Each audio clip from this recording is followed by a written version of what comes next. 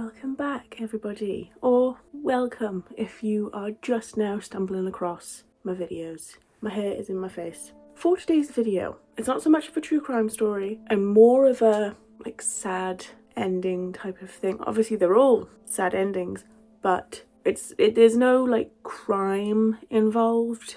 It's basically a story about a very sad situation, and it's going to be one of the quicker ones again because I've noticed that some people prefer the longer form videos, some people prefer a quick story to the point. So every now and then I'm just going to chuck in a little quick one just so there's something for everybody. You know, don't say I don't treat you. So today I'm going to be telling you about the story of how one small last minute decision can completely change your life, and not just one person's life, but in this story 7 people's lives. And in this story, it revolves around a girl called Rachel de Jong.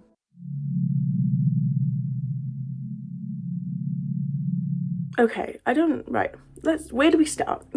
I chose to do this video because even though it's not true crime, like I said, the build up to it and everything that happened, it's just so intense and heartbreaking. And it's got a bit of a lesson in it. It's a very teachable situation, so that's why I've decided that today's video is going to be about this. Anyways, let's get into it already, shall we?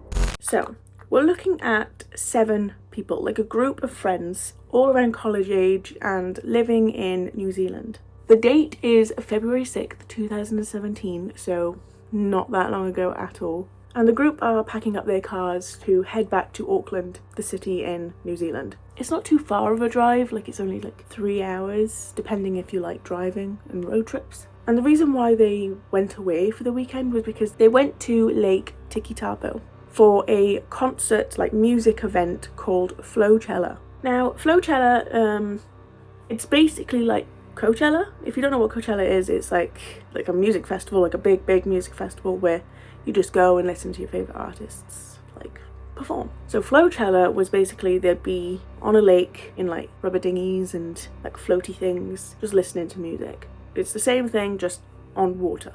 But the party did not stop there for them.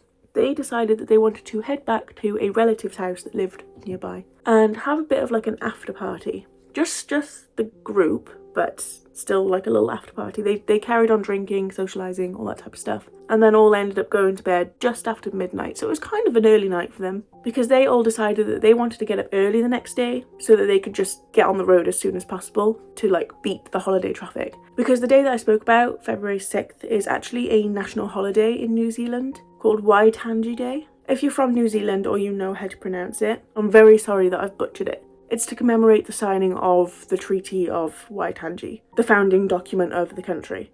But as the group had just finished packing the car and were ready to hit the road, one of the girls in the group, called Rachel de Jong, who was 21 years old at the time, asked the group if they could make just a little detour on the way home. She wanted to stop off at this secret swimming spot in the middle of a forest on their way home. It wasn't too far out of the way though. It was only 15 minutes from where they were and it was pretty much on their way home. She heard about this place with her friend Maddie, who was also a part of the group. So Maddie was also very eager to go as well. Because it wasn't too far out of their way, it wasn't taking them in a complete different direction, and it was another fun thing for the group to do. They all agreed and were happy to, go check out this secret spot. There was a little hiccup with this though. It wasn't an official route to this spot. It was more a dirt trail. It'd only been formed as a trail to the spot because so many people had tried to make their way there and followed this same way. So over time it just created a track. The time is now 11:40 a.m. Times in this are very important, so I'm going to be stating a lot of times. And the group have just arrived at the start of the dirt trail. Now fast forward 15 minutes and the group have pretty much reached their destination. They're very close to the water spot. But out of nowhere, this very, very loud siren starts sounding just through the forest. And it doesn't stop for half a minute. So it's going for 20-30 seconds. And the group's obviously very confused as to where this loud noise is coming from and why it's happening. But after it stops, even though the group were confused, like I said, they ended up just ignoring it and proceeded to make their way to their final destination. Now, not long after the siren happened, they've arrived at their spot. They're there. They're on like this kind of small cliff area, like it's just a load of built up rocks, and then down by here is like the water. So they all, like, one by one, taking turns to climb down to the water, and once they're all down there, they like strip down into their bathing suits and get into the water. They decided to like swim over to the center of the water because there was like these two rocks just like coming out of the water, like two little islands in the middle. Once they got to the rocks, they kind of like split into two groups. So we have 5 girls on one rock and then 2 guys on another rock. That makes up the group of 7. Now it's 11:58 a.m. and the siren starts again. And after looking around briefly, they shrug it off again and just continued to enjoy the day. Rachel was taking pictures of everyone and everyone was just laughing, having a good time, you know, just enjoying themselves, when the clock strikes 12 p.m. and the siren goes off again. But this time, something happened and it wasn't hard to miss. A new sound was coming from the same direction that the siren was coming from. It was kind of like a loud smashing sound coming from upstream. So obviously the stream goes in different directions. This one, like, it was obvious that that was upstream because it was like down, like a thing of rocks, like it was going downhill. So they were looking upstream and that's where the sound was coming from. They heard this sound for like a few seconds and were obviously very confused. That's a new sound. They just don't know what's going on. But then only after a few seconds of them hearing that new sound, they saw what it was. A load of water came like crashing round the corner and started heading right towards the group.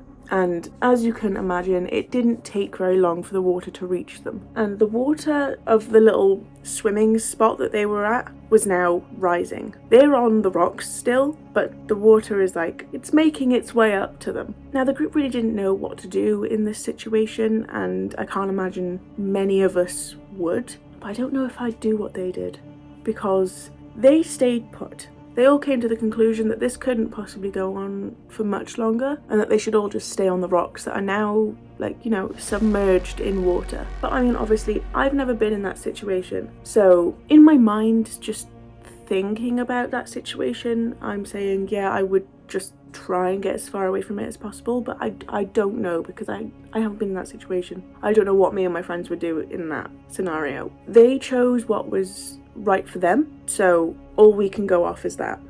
Thankfully, it didn't take them very long to realise that if they didn't move, they were going to get swept away, like downstream with this really, really fast gushing water. So the 2 guys decided to jump over to another cluster of rocks that was sitting just a little bit higher up and actually had a direct path back up to the forest. They managed to make it to the rock and turned around to the girls and said, you know, jump over and we'll grab you. But the water's too strong and the girls know it. It's too intense. It's going too fast in the other direction. So if they even try and remotely move in this water, they're going to get taken. Like, it's going to be too hard to fight. The only option was to literally jump over to the guys, like onto them almost. Like the guys had their arms out, ready to catch them. Rachel goes first. She jumps over and the guys manage to catch her and pull her onto the rocks. So she's now safe. Like, she's on the rocks, she's fine. So she now turns around to help the guys catch the other girls. And it's all going to plan until it gets to the second to last girl. She does exactly what everybody else is doing. She doesn't do anything different. She's following the plan. But when she jumped over and grabbed onto the guys, her and the guy that grabbed her end up falling into the water and being swept away down the river. Rachel acts quickly because, you know, there's still a girl left on the rock and the water's just getting more and more intense. So she grabs her like GoPro stick, you know, those selfie sticks. So she grabs the stick and like extends it as long as possible and reaches over to the girl for the girl to grab. This girl's name is Alice. So Rachel helps Alice, who is now like pretty much completely submerged in water. Like it's high. And you can imagine, like, moving in water is difficult enough. It's a challenge. So you can imagine with it going that fast and with that much water pressure, like, it's going to be pretty much impossible to move. So she tries her absolute hardest to grab on to the selfie stick, but once she finally gets a grip, she immediately loses it and ends up being, like, swept away as well. Now the ones on the rock were completely safe at this point. You know, the rocks were high enough, it didn't look like the water was rising anymore, it was just going really fast. So they were safe on their rock. But this didn't stop Rachel from jumping back into the water to try and save Alice. She manages to grab her, but when she turns back around to try and get a grip on the rock, she can't. She just couldn't get a grip. So this then resulted in both Rachel and Alice being swept down the river and out of sight, like they just witnessed happen to their two friends. Something to note here, because when I was researching, I was like, why wasn't there anything stopping them from going in the water if it was like, you know, this dangerous? Whether it's like physical or just like a sign being like, no, this is what will happen if you go in the water. And it turns out there was in fact a sign, but the group didn't see it because only 2 weeks before all of this happened, somebody stole the sign. Like, what kind of person steals a safety sign that is literally there to stop people from dying? And you want to steal it? You want to take it away? I hope they found out who that person was, because it literally resulted in this. Now, what is this place? Why did this happen? This swimming spot was actually located 650 feet below a dam. Those things have always scared me. I'm terrified of water, so when I read that bit, that this was like a dam, I was like, oh no. And this dam was opened around 3 to 4 times a day. And when it opened, it released 20,000 gallons of water per second. How people aren't scared of water is beyond me. On this day, February 6th, 2017, the dam was scheduled to be opened at 12 p.m. So the siren sound at 11:55, then again at 11:58, and then finally at 12 p.m. were all warning sirens that the dam was about to open. Another thing to note is that this was like a tourist attraction, and it's not like they were just going about their, you know, normal days. We're just operating this dam and people like to come and watch. That's not what it was. They advertised it as like a show, basically just to show people what this looked like before the dam was put in place, like how fast the water would go and where it all went and everything like that. So just showing people, you know, how everything looked before the dam was put there. So it's not only, you know, a siren to say, you know, water's going to be coming out of here soon, but also a siren to say the show is about to start. So at this point, there's 3 people left. Like, they're the ones that haven't been swept down the river, and they're safe. They're up on their rock. So once they had, you know, moved away from the water and got themselves to like complete safety, they began searching for their friends. 3 of the 4 that had been swept away had somehow survived this, but sadly 1 didn't. And that was Rachel de Jong. Obviously it would have been heartbreaking for any of them to have died that day, but it makes it even more upsetting that she was already safe. Like, she had gotten herself away from that, but then decided to jump back in to save her friend. Thankfully, the other 7 survived though. There was only 1 fatality, and you'd be happy to know that now there are signs everywhere telling them that if they get into that water, this is what's going to happen. And obviously this news about Rachel de Jong and her friends like spread like wildfire, and while some people, you know, were like, okay,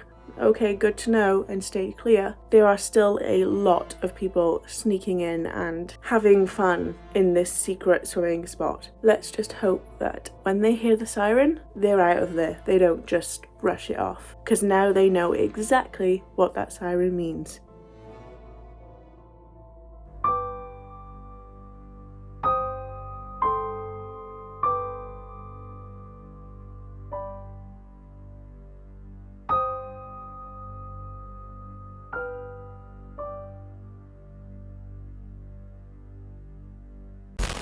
Like I said, not a true crime story this time, but still a very, very upsetting, heartbreaking story, right? And a very teachable lesson. I don't want to be your mother in this situation, but if you're somewhere you shouldn't be and you hear sirens, maybe go back to your car for 5. Maybe go to somewhere where you can see other people. Might be the uncool thing to do in your friend group, but yeah, very, very heartbreaking considering all these people wanted to do was just have fun. Go and swim around for a little bit in a little secret spot that they discovered. Well, they hadn't discovered, but they heard about. If you did enjoy this story time with me, while you're here, you might as well subscribe. Like, why wouldn't you?